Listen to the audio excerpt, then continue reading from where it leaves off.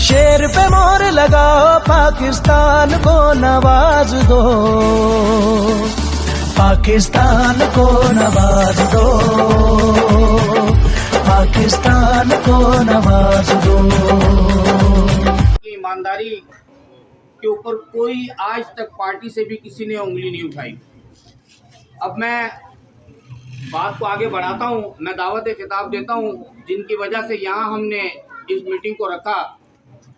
हमारी ladies wing Karachi division की general secretary Shamim Tanoli साहबा से गुजारिश है कि वो अपने ख्यालात का इजहार करें। शमीम तनोली।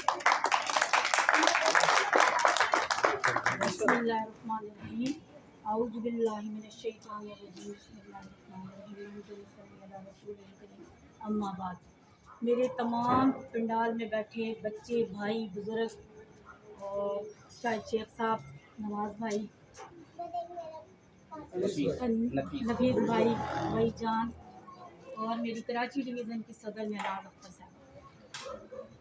बातें तो बहुत है करने को, लेकिन टाइम बहुत कम है। हमने आगे एक जगह और भी मीटिंग रखी हुई है। मुख्तसर टू दी पॉइंट बात यह है कि हमारे मियाँ मोहम्मद नवाज शरीफ जब मुल्क पे बुरहान, मसनूई बुरहान ही होता है और वक्त आया है मियाँ मोहम्मद नवाज शरीफ ने इस मुल्क को निकाला है बुरहान से।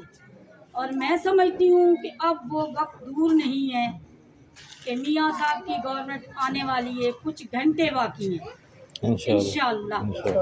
और आप लोगों ने अपने आप को, अपने बच्चों को, अपना मुस्तकबिल, अपने बच्चों का मुस्तकबिल अगर संभालना है तो मियाँ मोहम्मद नवाज शरीफ का साथ देना है। 8 फरवरी को रेहान कैसर साहब NA 237 पर खड़े हैं।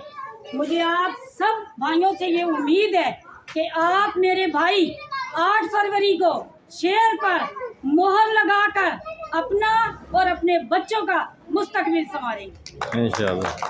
कौन से मेरे भाई है वो जरा हाथ खड़ा करें जो शेर वाले, जिन्होंने शेर को जिताना है।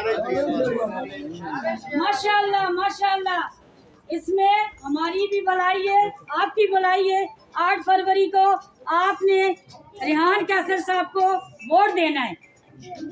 बाकी मेरे भाई बोलेंगे, मेरे गले में भी तकलीफ है, मेरे साथ एक नारा लगाएं, पाकिस्तान जिंदाबाद, पाकिस्तान मुस्लिम लीग जिंदाबाद, मियां मोहम्मद नवाज शरीफ जिंदाबाद, मियां शहबाज शरीफ जिंदाबाद, मरियम नवाज जिंदाबाद, कैसर रेहान जिंदाबाद। अस्सलाम वालेकुम।